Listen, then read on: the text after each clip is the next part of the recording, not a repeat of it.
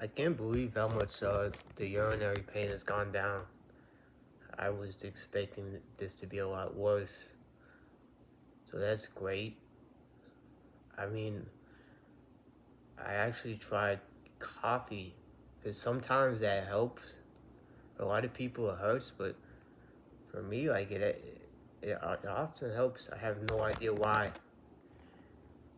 But I ordered aloe vera on Amazon, mega dosing that, which is the best for IC. I still feel it, but my only worry is that it's an early UTI and I'm just pushed it back with taking half a dose of macrobid. I don't know. You see, no one knows anything about this. I'm like, I'm a creative at heart, right?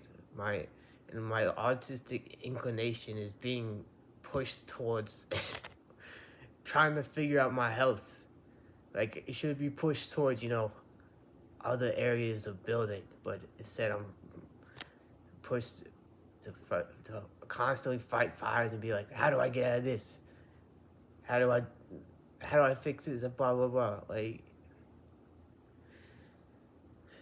anyways, it's like I should have 2 kids, a massive bank account, great body, 3 books right now.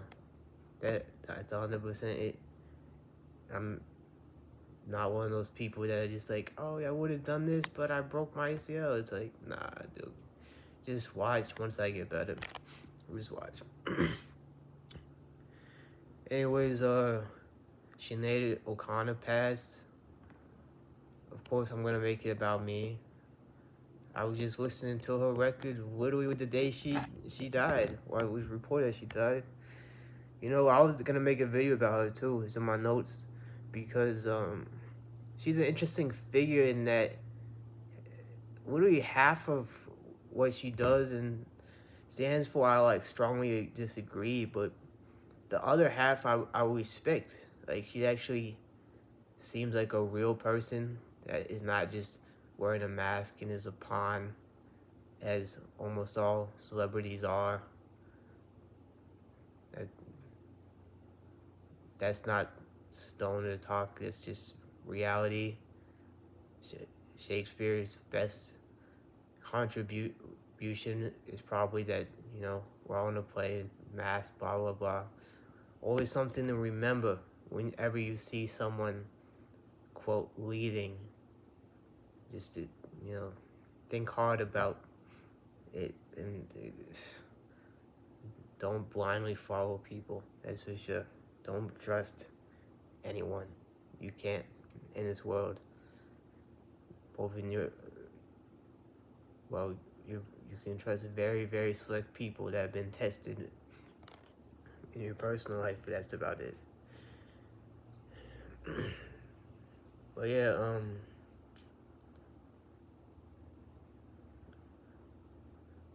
it's very interesting because also Sinead O'Connor and Ye basically did the exact same thing where they broke out and to be frank, I want to talk about Ye at length because people say he has mental illness, but they're not seeing the blatantly that he's never stops working and he's been abusing drugs for years. And he was clearly high as hell in all his recent interviews, and that's one of the reasons he imploded. That was not Sinead. Sinead was ahead of her time with the Catholic Church, but she got canceled for that. Then there was the controversy, which again it's like I disagree, but I see her perspective because she is a out there thinker. It's like it reminds me of, say, Agnes Verde, right? I think that's got the name right. She's pro abortion. It, I try to be a bit careful with what I say, but Okay, she's pro-abortion, but it's like in the 70s when they were experimenting with this stuff, it's like they had a different reason for having these viewpoints. So it's a different perspective. It's it's not like now. It, that context should be acknowledged. Now things are just we've things have already been tested, and now we're just it's a long conversation. Very very complex, but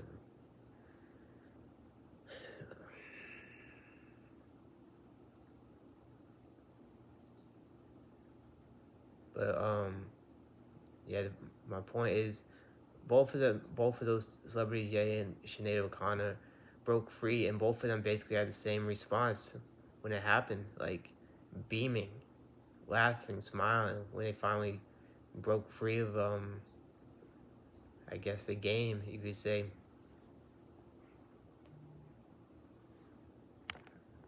You know, it's like, and that's what I've done. I broke free of the game. Like, I mean, like, let's be real. How do you get women like you that when it comes to casual culture?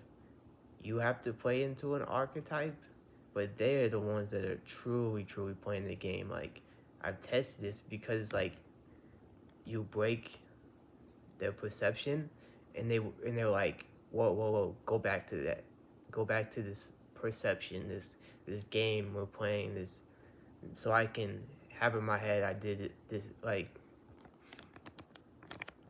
maybe to a lot of you this will be gibberish, but if you understand, you understand. It's very complicated and hard to articulate, but once it clicks, this stuff clicks in your mind. So, you know,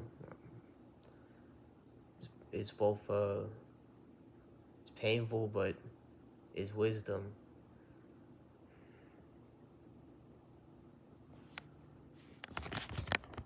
You know, I've been thinking about my life for whatever reason during the severe pain, just flashing through memories and such, and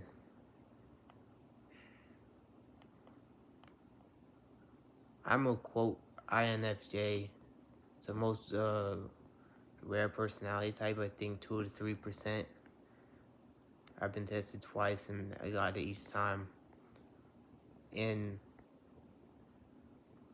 I'm not a huge fan of Jungian personality, but I am a huge fan of being a special snowflake. So no, but I think there is kind of an element to this type personality type where, for instance, I will have random images that present multifaceted um,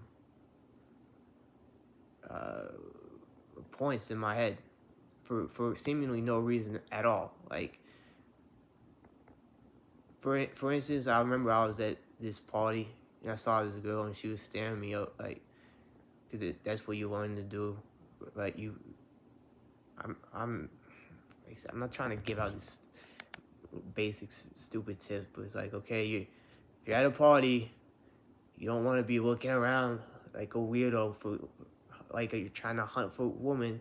You want to be having fun, and then if a woman are sneaking glances at you, your homie tells you, and then you eventually make your way over to her.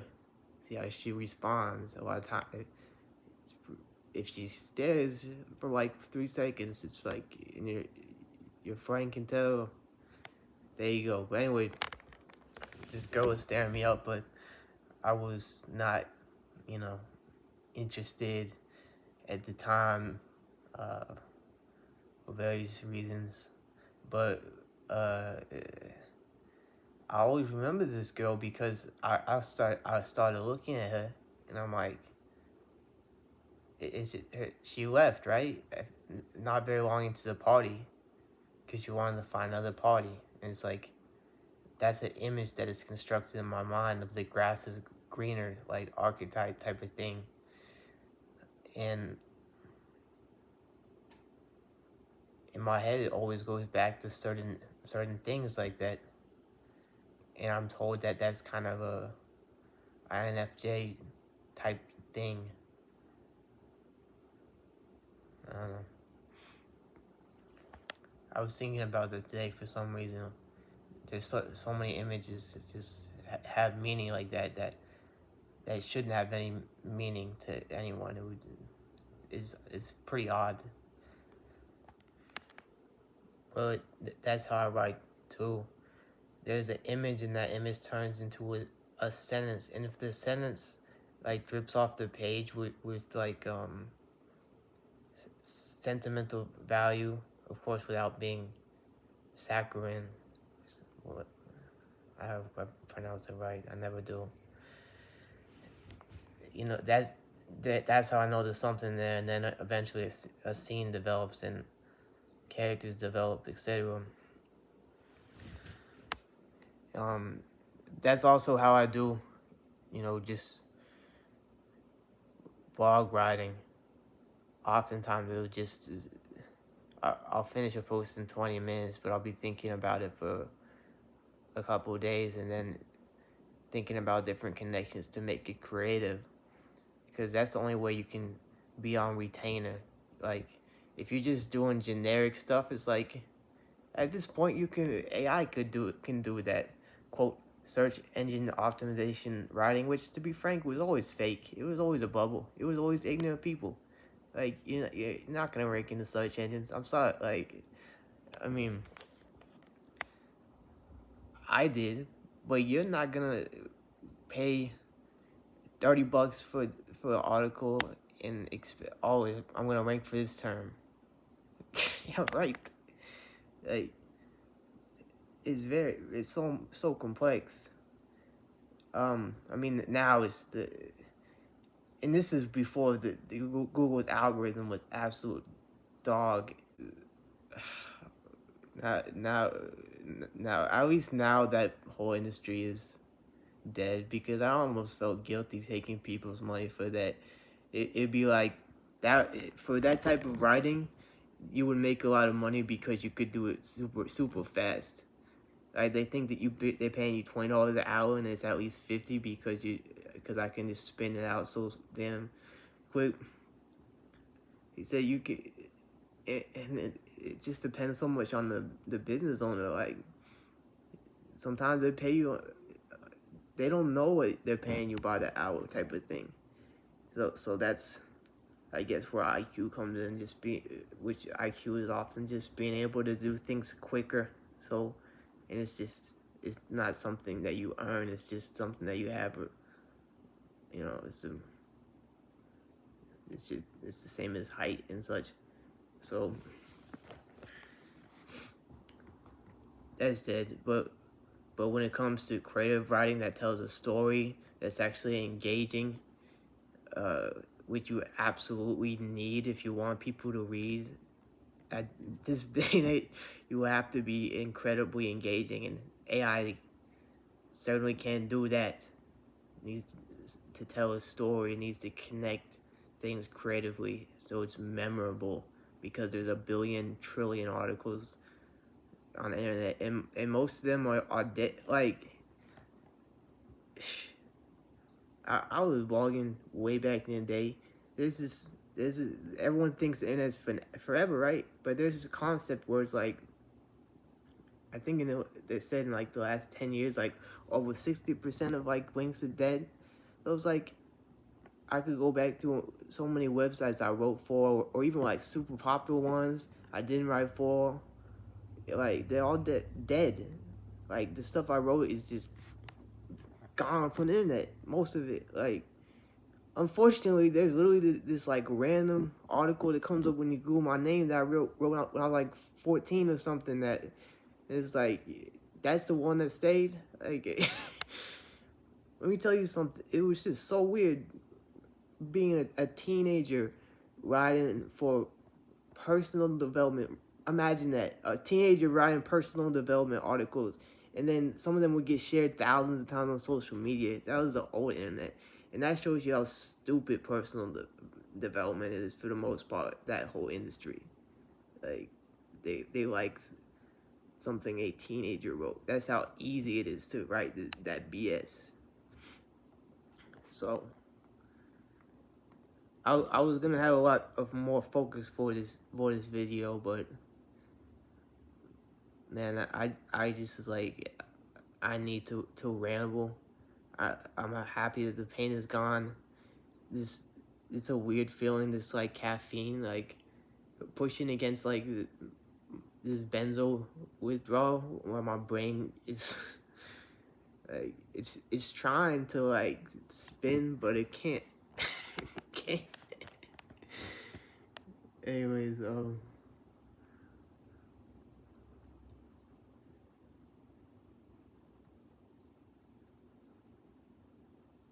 yeah. So I'm a special guy. I live the colorful bohemian life. If you want to live that, or if you think that's who you are, then you can't have your cake and eat it too. You're gonna have to pay the consequences for it. And most people are not built for it. And it's not.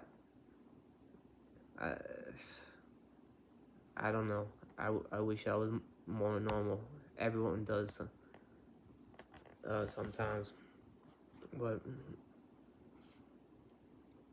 um, I'm so happy that I'm on this new stage of life. But man, like the old, I can't believe I get frustrated, like, because that's the thing, is like I go through like this memories. I'm like, this is cinematic, yet I'm dissatisfied because it could have always been more. You could always be doing this more and that, like, which is not a bad inclination to have, but it's also extremely frustrating because you're never going to. I really was trying to live as many lives as possible, and you know, I really think it's for the better that I had to deal with all this health stuff, because who knows what type of person I would have been. You can't buy the amount of suffering that this has caused. And I mean, I see just all around me, people aren't growing, but it made me grow. I'm so different.